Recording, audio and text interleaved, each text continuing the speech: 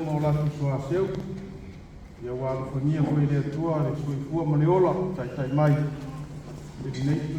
nei tai au ia wa fa mo gol tatu Lotu fa tau sanga ko masi ai fa pero ia tuai pa ia Lotu pa ia mo to ma na vai ano to swafa mai se foi mai Faamanatu a pero ai foi le sunga fa ngai na le ma fa mo fa ya asio mai ta mai au tato panono manu le tua ya wa sa balino nei tau sanga mo no fuanga le manai ya pala o tuai lo sunga fa fengainga ya se e ta ia tato sa minga ke ma sa ye nei ta au para lo dai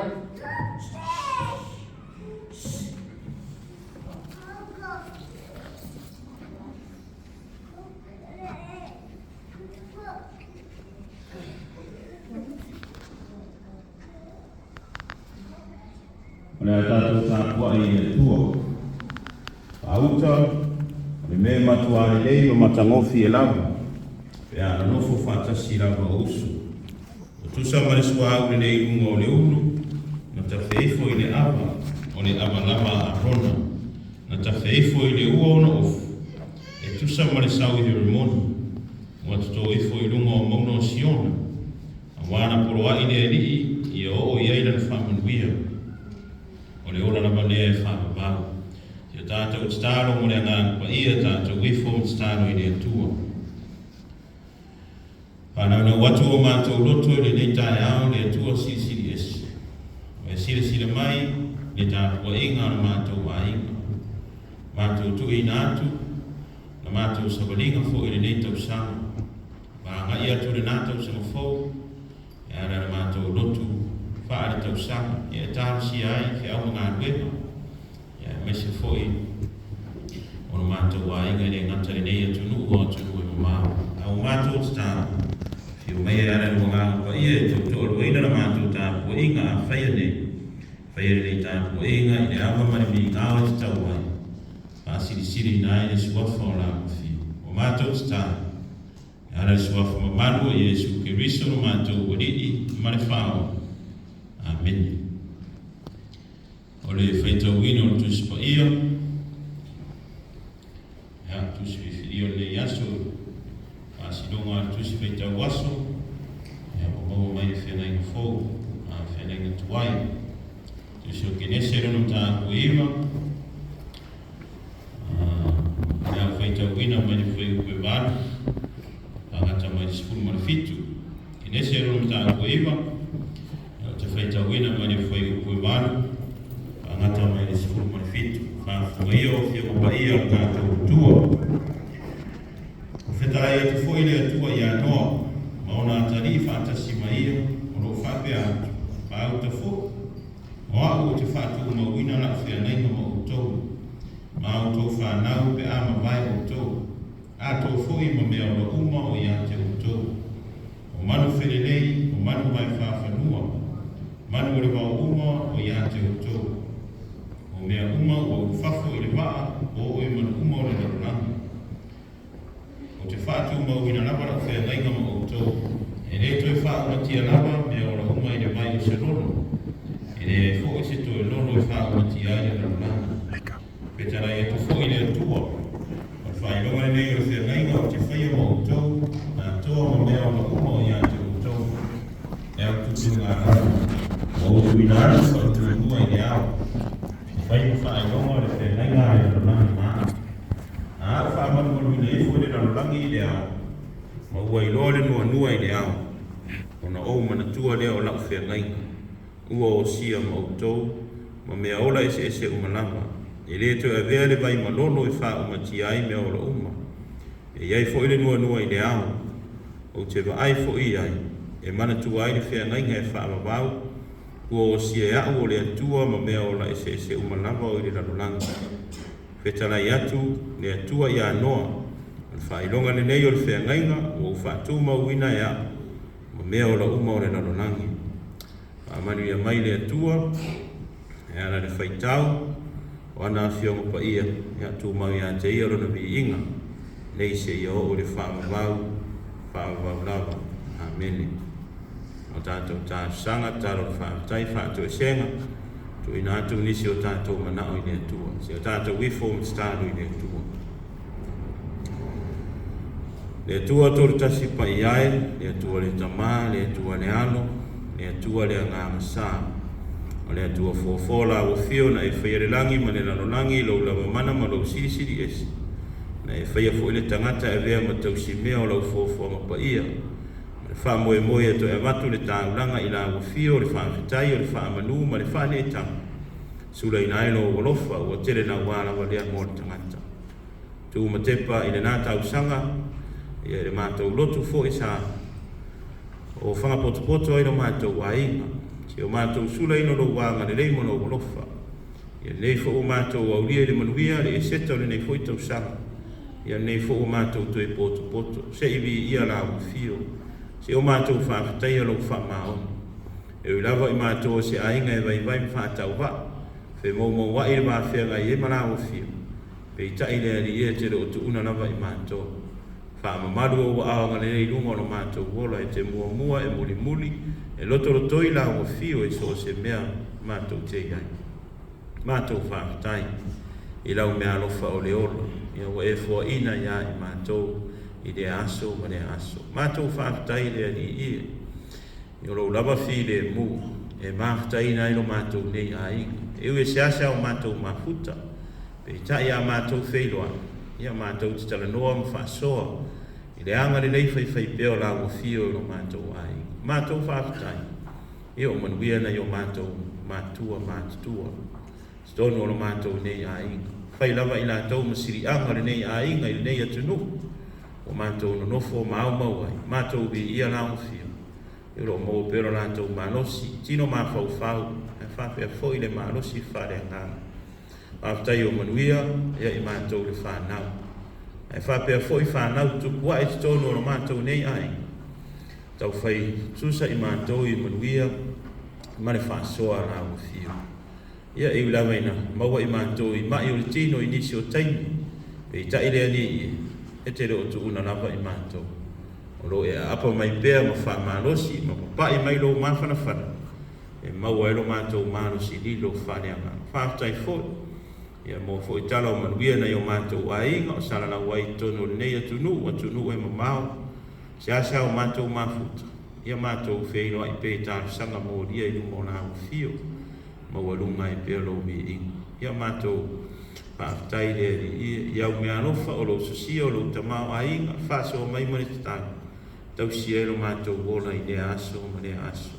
Whaftai lau tala le lei. Le ngatau whaatala le lei nai i mātou a le lalolangi atoa. O i loa i mamauti noa tangata. Lau lava a fio le atua e totasi.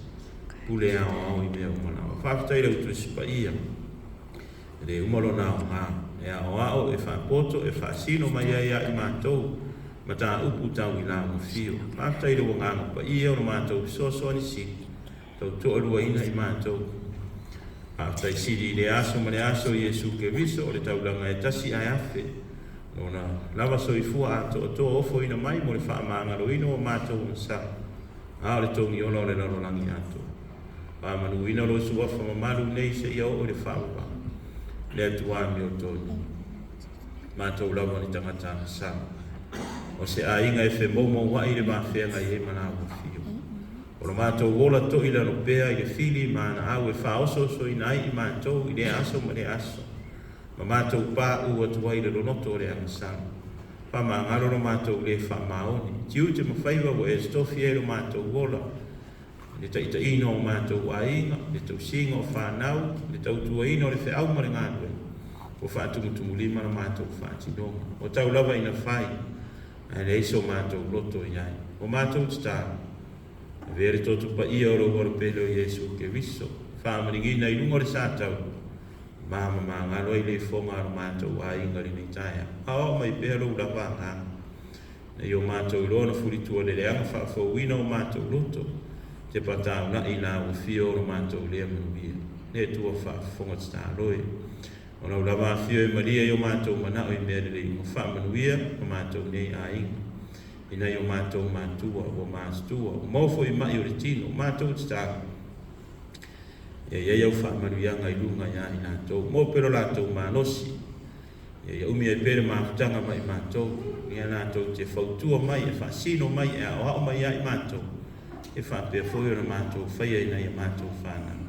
E whaamanuia nā o whio. Ia ina i o mātou mātua, o mātou le māwhuta ina nei aso. Ia e whapea whoio mātou mātua. O atu nu e mamau. Ia turi roa ina pēr e rofa tū noa nā o whio. Mātou te tāna. Whaamanuia whoia I mātou le whānau. Ia o mātou tūlai mai whoia tau mwhai e whamau poporo mātou ai. Ia maua pēr mātou whiara whani. Ia mane lotu e tasi. Ia e tau mwhai ei. Ne ati ina. Ia o mātou ai ngai sono re nei atu. Whaamanuia I whanau tuku ai. E te tono re nei ai. Whamau le whiri mana au whapongi sa ina o nātou mata. I tu ina nau mo le nei ola. Ia siri lava o na ola mātou tau ina au whio. Mātou te tāro. Ai lere mpepe fau te tono re nei ai. Ia iai le whiri e mū mare anga le nei o na au whio. Mātou te tāro. Nātou whu o mātou le māwhuta le nei aso. Ia iai le whiri e mū mare anga le nei o na au whio. Ia o mātou te tāro le ali e fusia I mātou uma. E le alofa tu no na o fio ta ita ina na o fio no mātou wa inga nei mare anga I lumana e manu mi ai. O mātou staro I nātou o bia lau soasoani le nei tu nā pa ia tua I o ao le nei. Nātou foi o maua I mai o le tino pa ia tua ele mana whaamano o no na o fio. Nātou o whea ngai mara loi matamalingi ma whea malanga maliu mare oti le nei aso. Pa maisem whaamawhana whana na o fio. Ia mātou fuafuanga le nei aso, ia e mese o le anga inga I luma o le savalinga na mātou a inga o mātou tata. Ta ita ina ele mana o la ua fio o mātou a inga I manu I hai. Ia mua pero mātou whea whani, ngā lugu e whātasi wherangorango ma.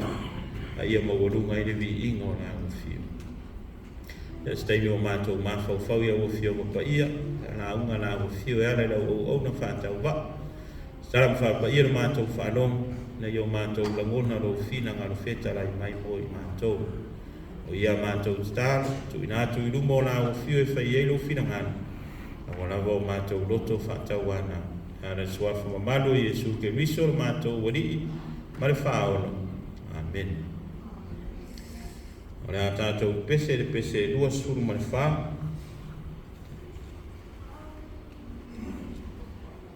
Lua suru mare whao le pese. Tātou pese Ia pepe se tātou nei whamanu wa whawhetai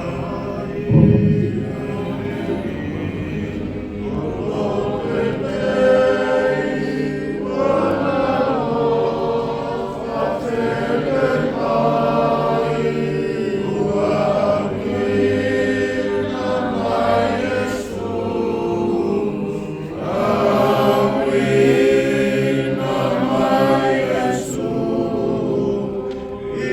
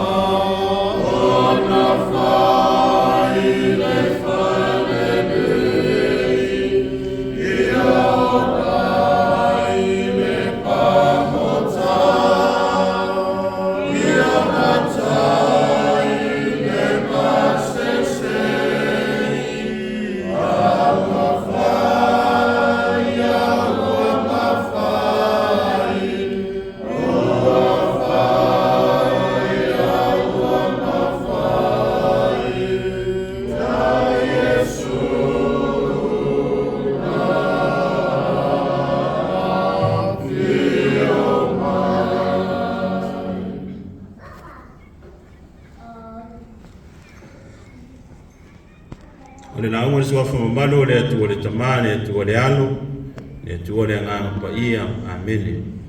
Mo le matua le naunga le tusa feitauina, ke nese mta upo iwa. Pao ngā ina le fai upo esfuru maneono, fa fonga o stoi feitauina. E iai foi le nua i le au, au te vaai fo i iai, e mana tua ai le fea ngainga e wha avavau o si e au o le atua, ma mea ola ese umalava o i le lalolangi.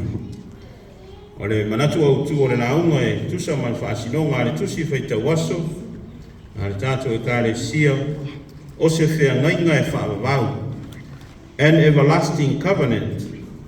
O le manatu au o ne va yaso, o le alofa to e fuatai o le atua, the restorative grace of God. The restorative grace of God. The story I read today in Psalm 1 Bible, is about the love of God, the love of second chances. The flood cleansed the old ways, the sin of the world at the time of Noah. The theme today is about the eternal love of God. God's love that provided us with a second chance and a second opportunity, using Noah and his family as the beginning of new life, new hope. This serves as a reminder for our family, especially for the younger generation. You are the future of this Soliola family, so use the opportunities wisely. While you have your parents, listen. Respect your grandparents, obey your elders. Also a reminder that while you're in school, use the opportunities wisely. In sports, academic, work hard. Be honest, strive for the best, and God will do the rest. O le upu whea ngainga, o se mani ni ienga i le vāni tangata si toa lua. E te tau ana iei a ieinga, po ni tutuunga mo le tausia pia o le whea ngainga.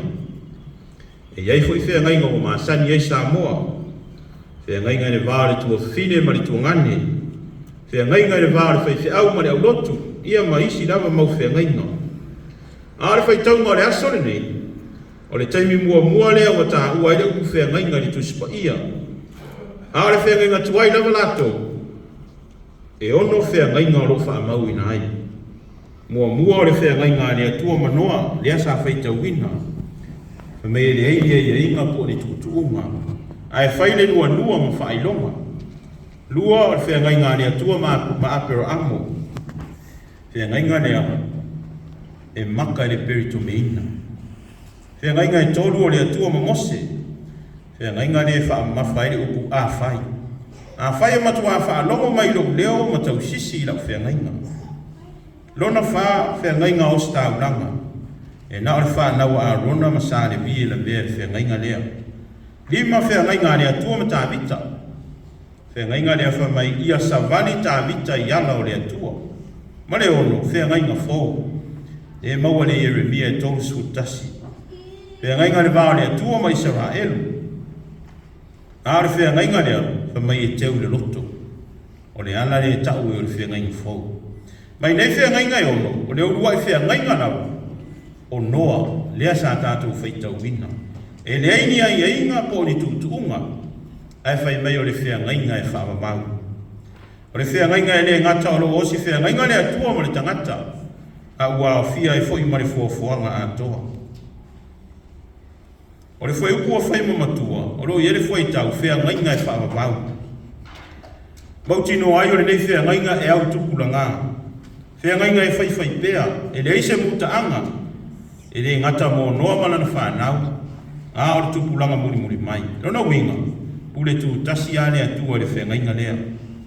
O ia na pule alofa ma wha mutaina le rono, ma toi a matare na rolangi mai tangata e toa valu mamani.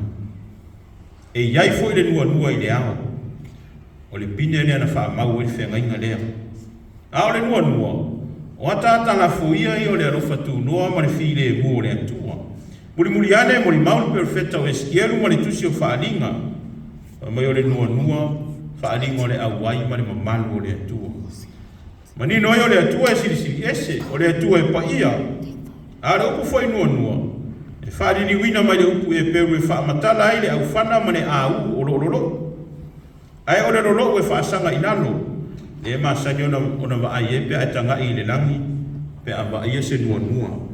O le au e whaasanga i le langi. Le ano no winga. Whea ngainga e whaababau e whaasanga i le atua. Whea ngainga na whaamaite e le atua. E maafua mai le atua. E wha mai fo inisi o whaamaumau. O fōringa wa ai o le nua. O le ata leo le au whana pe a tau ma maro lo ilo no fuanga. Ua mai a se taua. Nono winga. Ua maro lo le toa sao le atua. A ua ia mana tua le tangata na ia whaia ilo na whaatusa pa ia. Le atua malo na alofa tua awa noa. Ina ia toe maua le maafutanga maafana whana ma le tangata. E peio na ia i le hamatanga. Ara Faamanatu fo i le lalolangi atoa. I so se taimi e wa ai ai le nua. E leo ngano i le atua. E pele a le tangata, mane fuafuanga i le atua. Ano wa ia awala e sa ili mai le atua i le tangata. E ui ona lolo o wha umatia i le fuafuanga. Ai olo o ta ui maa fi ai, le alofa le whaatua o ia o le atua. Le ana vea ai noa ma poutu toa o lea whea ngainga whaavavau. Le tangata ua alofa ngia e le li. E wha maoni no la wa whea ngai ai ma le atua. O lona matu pala. O le wha ua wina o le ngafa o le tangata se manu. A ngoto unga i le angasana. E fo ringa mai la. O noa, o le lupe na wha ia mai le fui. Mo le isi a matanga fou. Wha fou le tangata. Wha fou le fuafuanga. E pei o na fou le alofa o le atua ia so uma o tato wola. Noa malo na ainga. Na toi a fua e le tai au fou. Le tai au manino ma le tai au totoa. Ina ua masala le tangata ma le lalolangi atoa. E tai o le whea inga whaavavau. Na tua i matangiolo le nua na whaamaite le atua. A o se whaatupu maalosi foi. Ma whaamawhana whana le tangata. E le to yeise lolo. E mana tua lava e le atua le tangata e o le whaavavau. Tātou ta inga ma tāpua inga le nei aso. E au leo le tanga le lei. O le whea inga whaavavau. Ua tu mati e le alofa le whaatua o ia o le atua. O lona alofa e tu i le noa. A ua mati la tila ailo na sisi ese. Malana pule au i mea umana ia whai. Se alofa ina a tele. Se atua ina a whaapalipani. A alofa siri whaatuku manatu. O le haesa tātou tali atu i lea alofa tu wāwano. Tātou te whaatu tu pe le whaapalipala ma le whiungo fie. Le ise manatu mamafa i tiu te mawhaiba. E alo tātou wāla wina. Pe ua mā telefoi tātou i tau tinonga ma wholafolanga. Ai le ise wha tinonga. E ale manatu whaapito ma le vai maunano le isi uso. Tua lalo le tala le leile ne tai au. Tātou tu wāwa noa i le uso. Le tua whawhine, le tua ngani, le whanau o wha mai vai. Po le alawa le mafuanga. O le tiute le o mene o ainga. Fisoa soani. Whaamawhanawhana, whaamalosi, ina ia o maia i to tonu a nganga ia, i le mawhutanga tātou ainga. Le aleo ngāra tātou mawhutanga ma tātou lotu i tau sanga taitasi, ai o loo mawhatia le uso, le ise whaamangano, le ise tua manoa, se i whasoa mai. Le winga leo le whea ngainga whaamavau le nei tai au mai le alofa tua manoa o le atua, se i toe pou wale maafutanga i stonu o le tātou ainga. A o le alofa e fusia o le tātou wāna nofo. O le alofa lea, e ta oto ai le angatonu le maafutanga whanau o tātou ainga. O le alofa tua wano o le atua, e sui ai tangata. E mawhai ora whaamangano, whaangano i e uita mai. Pe a tatala o tātou loto e nofo tupu ai le atua. E whaama ite mataitai le tātou fuafuanga. E manino ala tātou ai, i le whaasidonga le atua marona whaani mai. Pamano o tātou ainga, e se lava nei o tātou mātua mātua. I lau tau tāpua inga tatalo i asa uma, o lau tau pō le whala maula le ula. A o ala whaiva whanau i awa oma, whapea foi le lau tere i ngā ruenga. E o lau tau tatalo foi, o lau manui ai au rupe whanele, o lau i whi au mani tara le lei. O le whtaleinga ia o rungu umartamu ar tātou nu.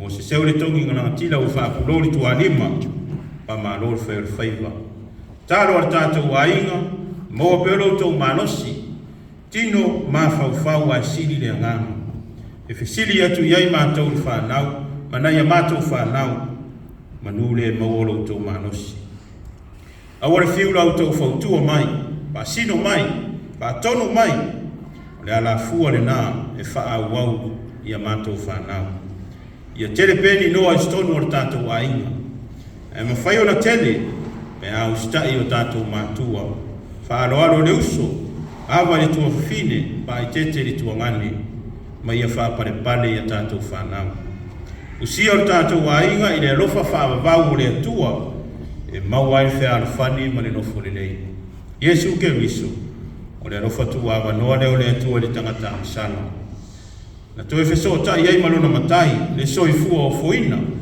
a o le taulanga na whaia i le lei ma atoa na whaamativa ina e ia lagu ina ia whaata mao a inga ina oe maa au le tangata masana o rona maniu malona toe tu maanu mano ma i le oti ma le tu mamau maua le tātou wa manoa i le ola whaamavau e ala li saramo ma le whaatu atua whaamahoni a te ia tu mau i le atua poto le vi inga le whaamanu ma le whaane tanga le ise i o le whaamavau lava amen tātou pese fitus fulu ma le tolu pese tātou pese ai e le alofa o Yesu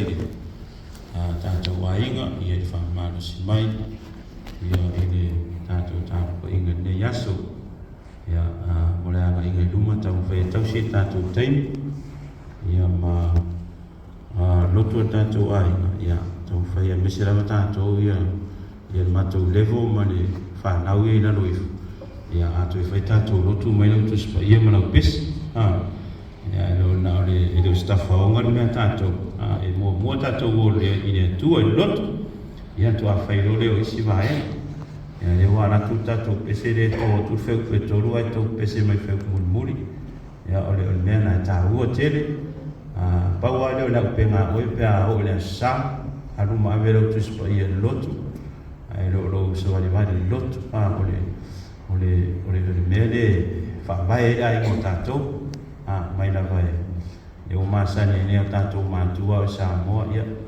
whaftai hui a tia o ma le whao ma ai ngarena mau i fo ia i Samoa ia every day ia le fo ia whaatino la vai whaawau la vai tātou i nei ia ole whaawai reo tātou wahinga lotu le afiafi lotu ia so uma ia ma lotu ia sa ia vai lau tusipa ia malau pese ia manatua mai umaro foina o teilo ia la matua pe fua tatou tusipa ia pese i unga sefe le whaunga ia ai lis whaunga tatou lotu lea ia i tau sau fau ia na mia tele ia fuafuanga tatou wainga ia i ne yaso ia la whae o tatou wainga taro Faamanatu ma ia matou tatou wainga lea ni ie ia tu mauna waina o fio le Faamanatu le viinga man whane tanga tu maun whātau wa ai mātou tangata, mātou staru, whamoi moira mātou wainga nei aso. E ule aso ina upotu mau mai no wanga nei. Anu manuia, ma whire mua la o fio le atu o tamā. E rosi siri eso i Yesu Kiriso le ali man whaolu. Ma tanga whai pēr mo lo ngāna pa ia, tu mau mai o mātou lunga. Lunga o lau whanau le lalolangi atoa, nei se ia o le whaavau nawa. Amen.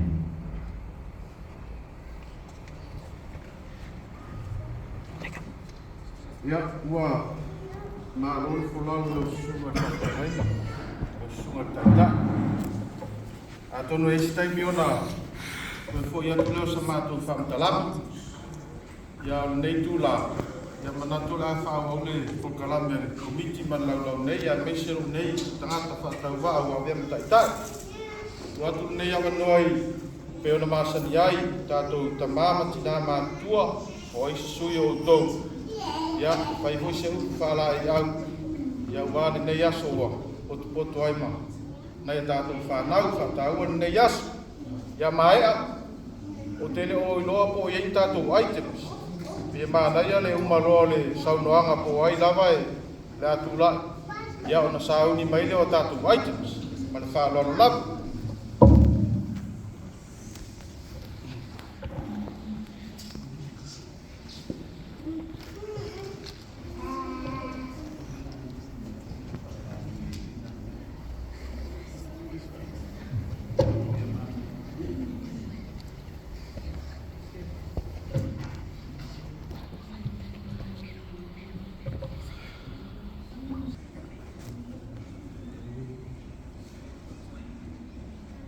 Ia, masalo le a so o ale watu la le tu e fo is tu a se fa pantalanga ia e tu sai mal tato tapo inga sa tai na fo il sunga le pe fi a ia le sunga ya so fa ale a so o tu lo le watu ia e wila ba sa o le manato tu lai ia ona o le ile ale yo a inga ia o ia te tau ona mo pai se whamtalanga. Ia, ai ui lea, ia moli atu whaaftai tu sai male musu mai po i ole. Tō wha ia mautui, ia pole li i o aina, le whasa moa li i o aina, he's the eldest of the family. Le winga nao le upule li i o aina, so we always give him the first chance to say something because he's the eldest of our family. and it is very important to follow with the procedures of our Samoan culture and custom. I take this opportunity to be here and say a few words. As you know very well that I come from Samoa. I'm based in Samoa, but I was surprised when my son, Faateia, is now holding the title of Faateia of his father, who has just passed away. It's been a year since he passed away. And so when he got here on January this year, he paid my fare. And I was surprised for him to have such money to pay the fare when we did have a lot of things to cover during the year. And so I was really happy knowing that I would come again to this important service of our family here.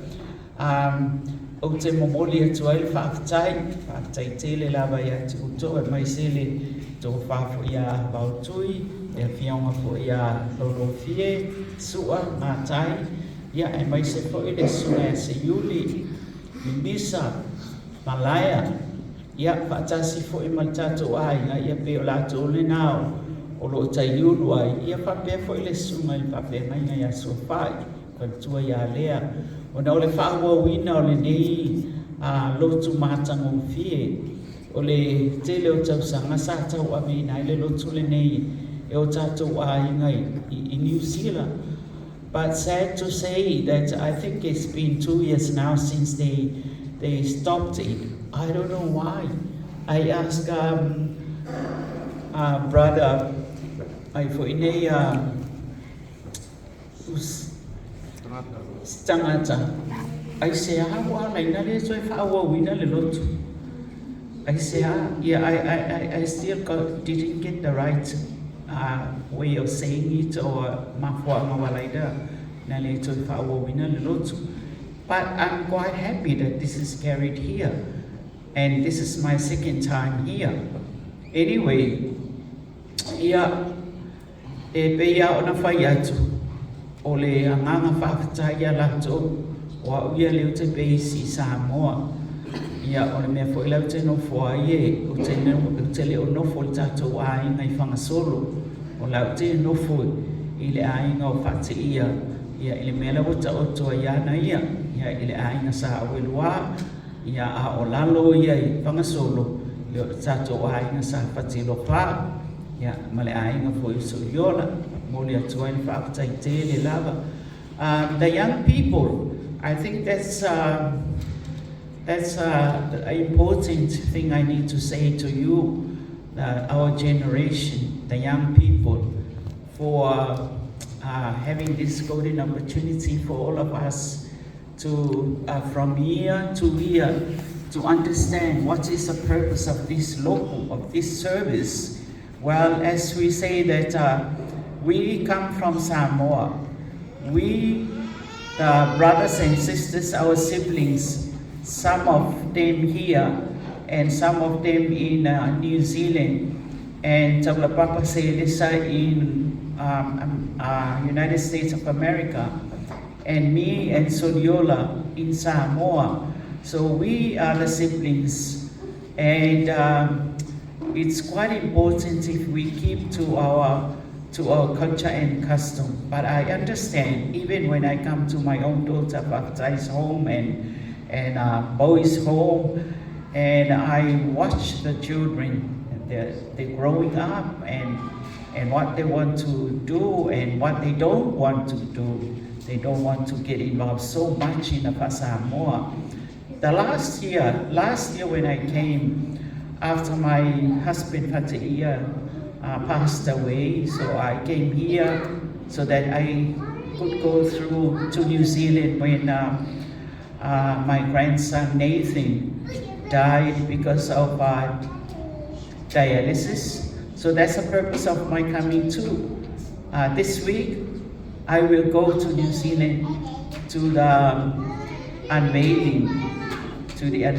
That's the 13th of April, and that's is what atua iluntam sangatan na maliu preposnaliu te alwai angai New Zealand. So I come back again to be with brother Viia with his birthday celebration, the 80th. That's an important day. I know other siblings are coming too from New Zealand, and I have to return here to be with to celebrate brothers. But let me say about when I came last year, Faamanatu whose Matai title is Sei at his father's family, Sei, but his Matai title at our family in Viia, she is Savetama. So she's a brave girl to hold 2 titles, because even if she doesn't come home, rarely comes home, and if there's falavilavi going on in Samoa, whether at that Savetama's home or at Sei's home, I still get them to provide what should be given. Ile falavilavi la watu, aseme watu no faitula ia oina temtai ainga lea amaila utupe I amaila melea ya lea la umtuala bete lea ia ifate ia, because fate ia le wana faawa wina la vale le anfo ile tumtua non tama o masina umala me mawalon tutonu. He has already told the village le Lotu, I'm going too far, I'm going to continue, and if I continue I will send money for my alofa, but is alofa ya oisi me omorsene. So he does that, and I'm quite happy that he keeps to his words, because he was saying it before the Viia and the congregation. Yeah, and he does that, and that's how we do things with my own family. And when I came here last year, I noticed that Paftai and her husband and children, they slept so long. You know, when it's 6 o'clock, Snoring. it's a story I have to share with you, because what I want is to wake up in the morning, have the Lotu before you go to your work, before you go to the schools. And I did that. I woke them up. Come on, get up. It's Lotu time. And so we did the Lotu. And that was very interesting to me, because I forgot that I was praying, closed my eyes, and then in the Lotu, they started sleeping again. My granddaughters, they did that. Papatai too was helping with the snoring. And then my trick was that the last prayer, Our Father who art in heaven, that was my technique to get them up again and continue the Lotu to the end. So one by one, I heard Lomatu Tamai, that's Serena. The next person, Oilelangi, that's Tupo. That's the next person. That was so interesting with me. And if I carried on saying okay to them, and Pafkai was scratching me. And she said, oh, come on, Mom. We want to get prepared and go to our work, and because lucky that her husband, I feel sorry for him, because he woke up at 3 o'clock in the morning to go to work, and Fafatai and her children were deep asleep. So when I woke them up to the Lotu, that's what happened. I closed my eyes, they closed their eyes, they started snoring. And as I did the praying, I put it before God. What should be the method of waking them up? That was the method, was to start praying again. Loma to Tamai Oilelang. Then I heard Serena's voice. Yapa ia lo suafa. Then that was tupu. Then Fapetai. And then at the end, they all say Amen.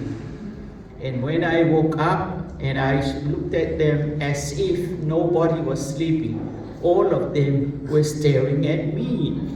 And I say, okay, this is good. When you come in the evening, we are going to read our Bible. That was last year. So when I came, they were happy I was not coming the first day I got here because Fakeia waited for me at the airport. So he brought me to his home. And I knew they were scared of me too. They were scared of me because this was the thing I wanted them to live in with. Because this was what our parents were training us in praying and be committed to Lotu. And so Soliola and Malia, our parents, Soliola, he was a very devoted person in Lotu and all that. And Okenia asked if we didn't wake up and all that. My mother was a Catholic. And Dad used to say, oh, ay balea, uoy nga kele lo fai silo. So say that to our mother. And when we grew up like that. So when I started visiting them here, they were afraid of me coming with that intention, is to train them to read their Bibles and to pray and to sing. Okay, that's the story about my family and why it's so important for me to come around here to these services. Me fo ina o te fia ya mo fatai I le sunga ya le fautoni, because I have seen the way he trained his family, his own children and his wife. Me alalena ole children, because your uncle said to speak in English. Ya alingeka kau mapeva fo ya kaya English ya o kale ko fai ngaruenga.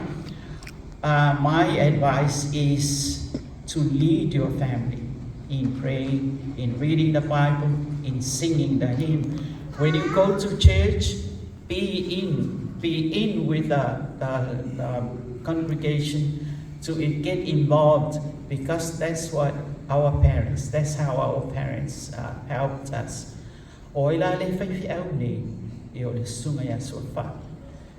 happy, we are so happy that he has served God through Faifiao. Oilai mawanunga I oile ila for inele kalesia metis and and it's our pride. You know, every time Soliola at home, when he prayed, he wanted us to name the Faifiao. If I just say, yeah, Fa'atailea tua, Polomanuia, Lupe Fa'alelea no ma'ainga. Oh, he got angry. Umalora talo fa mai. Ta'u mo ai. Ta'u le ngo Alice, mai foi mai Alii. Ya ta'u le ngo suafa'i malea, ya ta'u le ngo o tunumoso masusana, ya ta'u le ngo siline ma fasalafa. E fa penale me ika Soliola me akale faia. Ai wa ki le umi o la tatalo.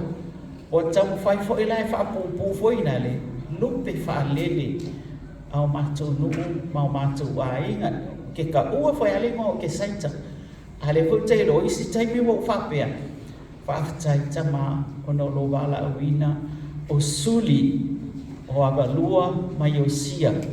So I had to bring them all, because some of them like fa ai le yosia, some of them fai au lai fa ai ya Soliola ya fa pena la no manato ale ai no Soliola mo ka mo fai no tu pe wa lo te sisi ola o tala na pa fetai I lupe fa lele o Soliola dua mayosia Ai lo Soliola yang Jangolola Ifala because that's what he wants us to do.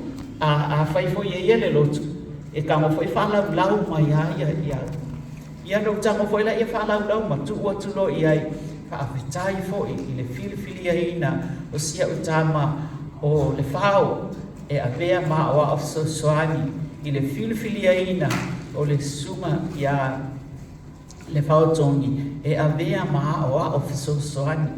So see, my grandchildren, Fa'avtai's children, see that's why I am so harsh in trying to train you to be so committed to the Lord. If I see you at church, you sing, you read your Bibles, I feel so happy and thanks God.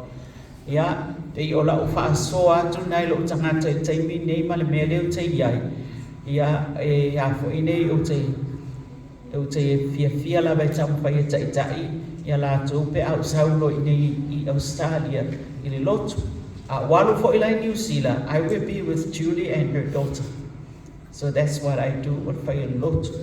Yeah, stangata, yeah, what for Faamanatu Lotu. Yeah, I don't know, is that what you want me to say, brother?